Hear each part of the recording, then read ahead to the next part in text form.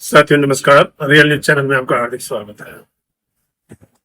कांग्रेस की राजनीति छल प्रपंच की राजनीति पहले से ही रही है।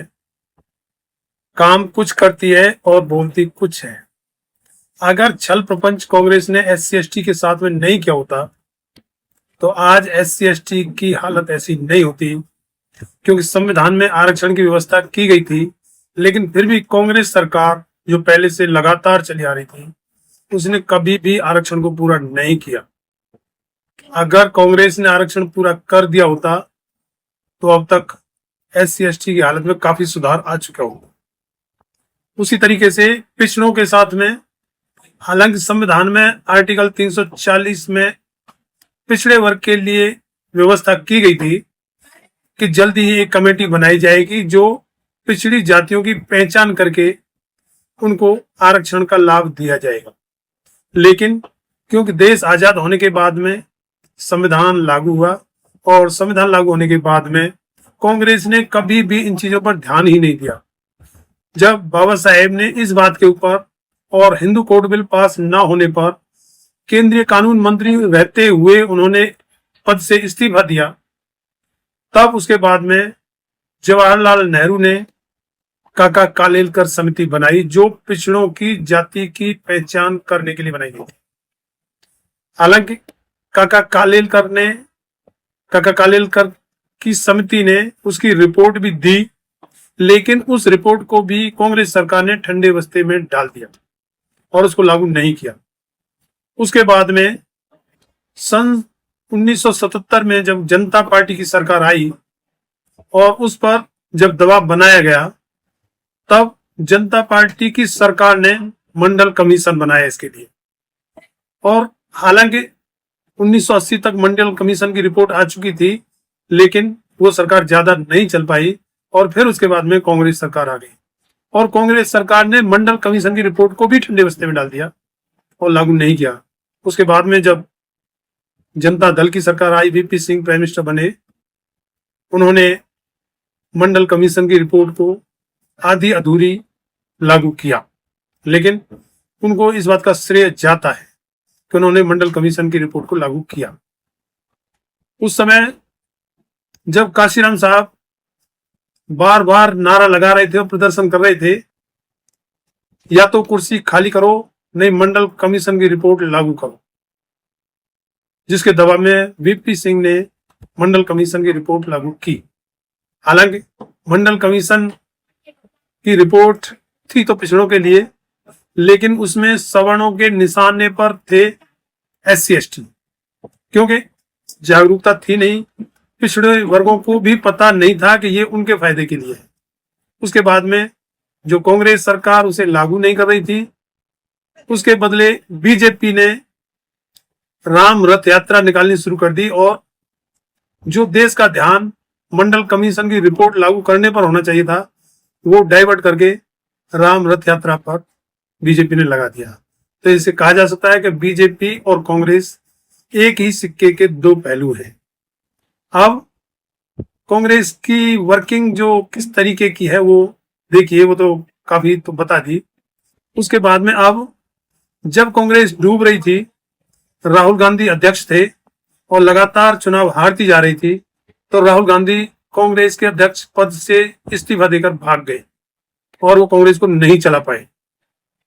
उसके बाद में फिर कांग्रेस को दलित पिछड़ों की याद आई और एक अपने दलित नेता मल्लिकार्जुन खड़गे जी को कांग्रेस का अध्यक्ष बनाया, जो नाम मात्र के अध्यक्ष ही कहे जा सकते हैं, क्योंकि सर्वे सर्वा राहुल गांधी, प्रियंका गांधी और सोनिया गांधी हैं, नाम के लिए अध्यक्ष मल्लिकार्जुन खड़गे हैं।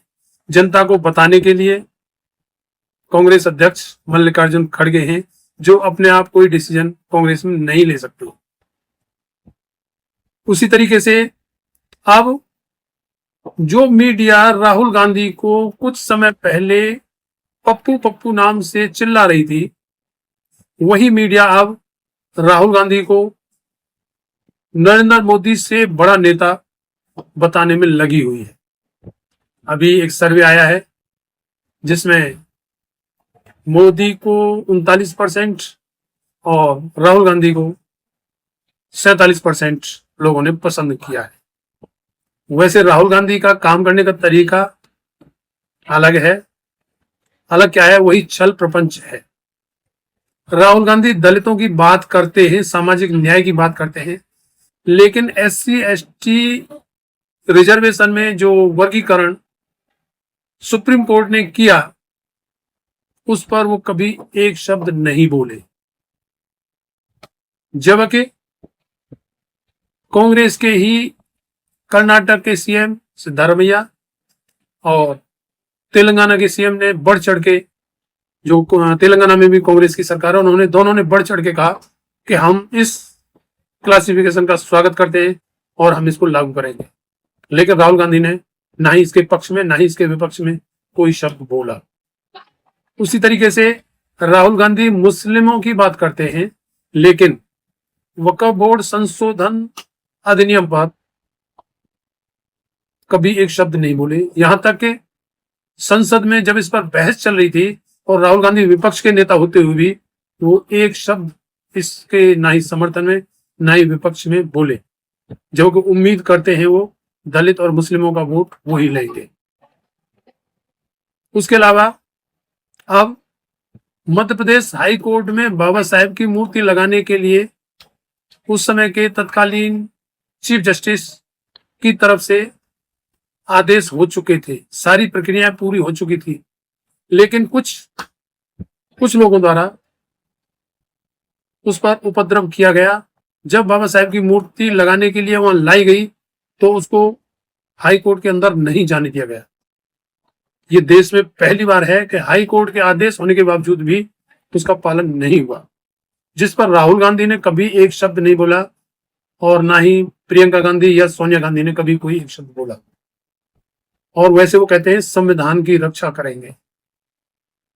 ये कैसी संविधान की रक्षा है जब मध्य प्रदेश हाई कोर्ट के चीफ जस्टिस द्वारा आदेश करने के बावजूद और सारी प्रक्रिया पूरी होने के बावजूद कुछ असामाजिक तत्व जो जातिवादी गुंडे हैं वो उस मूर्ति को वहां नहीं लगने देते और राहुल गांधी और प्रियंका गांधी और सोनिया गांधी उस पर एक शब्द नहीं बोलते। वो कैसे संविधान की रक्षा करेंगे? ये संविधान की धज्जियां नहीं उड़ाई गई क्या? लेकिन वो एक शब्द नहीं बोले, फिर भी दावा करते हैं कि वो संविधान की रक्षा करेंगे। संविधान को पता नहीं वो कोई ऐसी किताब मानते हैं जिसको अपने पास रखे उसको बचाते रहेंगे। संविधान सिर्फ कोई किताब नहीं है, वो देश का कानून है। अगर संविधान के हिसाब से देश में कानून नहीं चलेगा तो संविधान की रक्षा कहां से होगी? और उस पर भी आप एक शब्द नहीं बोलोगे और फिर दावा करोगे कि उस संविधान की रक्षा करेंगे।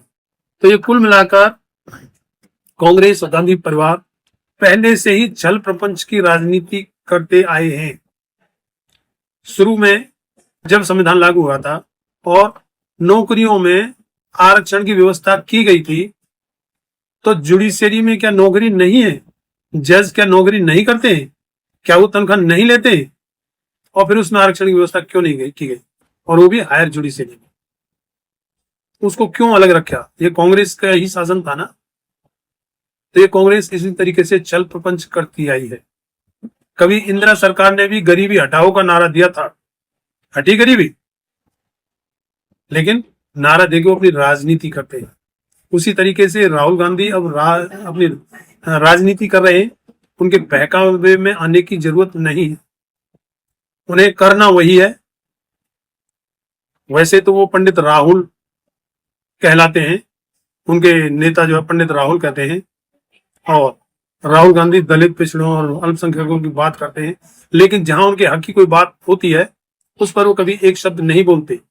हिमाचल में कांग्रेस की सरकार है और राहुल गांधी आदि मीन्स प्रियंका गांधी और सोनिया गांधी ये कांग्रेस के सर्वे सर्वा हैं।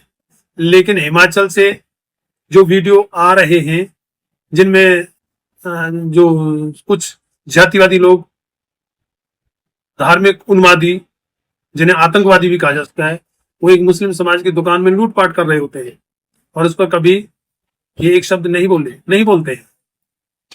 ये सोचते हैं आपको कोई नहीं देख रहा है। कभी कभार बोलना है तो अपनी तरफ से हम संविधान रक्षा करेंगे, हम जाति जनगणना कराएंगे, हम ये कराएंगे। ईवीएम के खिलाफ वो खुलकर नहीं बोलते हैं। इलेक्शन में भ्रष्टाचार हुआ, या अनियमितताएं बरती गई, वो बातें तो करेंगे, लेकिन ईवीएम हटाने के लिए वो सीधे नहीं बोलते हैं, क्योंकि कहीं ना कहीं उनका और बीजेपी का तालमेल है। अभी जो तेलंगाना सरकार में SC/ST जो रिजर्वेशन में क्लासिफिकेशन लागू किया गया है, उसमें बीजेपी और कांग्रेस दोनों ने मिलकर उसको समर्थन दिया है, दोनों पार्टी उसमें एक हो गई। तो कहीं वो दिखाने के लिए और कहीं वो अंदर खाने, दोनों पार्टियां एक हैं। और जो ब्राह्मणवाद से ग्रसित हैं, और ये मध्य प्रदेश हाई कोर्ट में जो बाबा साहेब की मूर्ति लगने में जो रुकावट आ रही है, उसमें वही ब्राह्मणवाद रोड अटका रहा है। और ब्राह्मणवाद इतना हावी है कि प्रणब मुखर्जी सारी जिंदगी कांग्रेस में रहे और कांग्रेस ने उनको राष्ट्रपति बनाया, लेकिन उसके बावजूद भी वो लास्ट में RSS के न्योते पर उनके हेडक्वार्टर नागपुर गए, जिसकी खूब आलोचना हुई। खैर, आलोचना से होना क्या है, जो उनके अंदर के दिल में जो बात बैठी है वो तो जाहिर हो ही जाती है। तो जो कांग्रेस में सवर्ण नेता हैं ज्यादातर, वो सब RSS से संबंधित हैं और बीजेपी को सपोर्ट करते हैं। और राहुल गांधी अपने आप में चाहे कुछ भी कहते रहे, अंतिम जो कार्रवाई होती है उसमें उन्हीं का रोल होता है। तो राहुल गांधी के चुनाव प्रचार के बहकाने माने की जरूरत नहीं है, खासकर दलित, पिछड़े और मुस्लिमों को।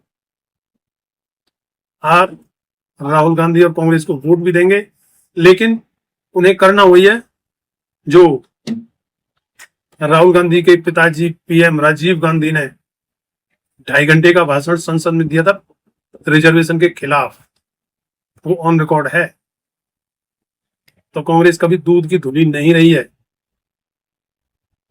शेर बूढ़ा हो जाए और वो दूसरों को बहकाने के लिए या जाल में फंसाने के लिए, क्योंकि वो भाग दौड़ नहीं सकता है, तो जाल में फंसाने के लिए मीठी मीठी बातें करके सिर्फ अपना शिकार करता है। वही कांग्रेस का हाल है। कांग्रेस का हृदय परिवर्तन कभी नहीं हो सकता। कांग्रेस की नींव वही है और वही लोग उसे चलाते हैं, दिखाने के लिए मुखौटा बनाते हैं। मल्लिकार्जुन खड़गे को बनाया जाए या राहुल गांधी को बनाया जाए। इस पोस्ट में इतना ही। वीडियो अच्छा लगा तो चैनल को सब्सक्राइब, पोस्ट को लाइक, शेयर और कमेंट में अपनी राय जरूर दें कि कांग्रेस के छल प्रपंच से आप कितने वाकिफ हैं। धन्यवाद। जय भीम।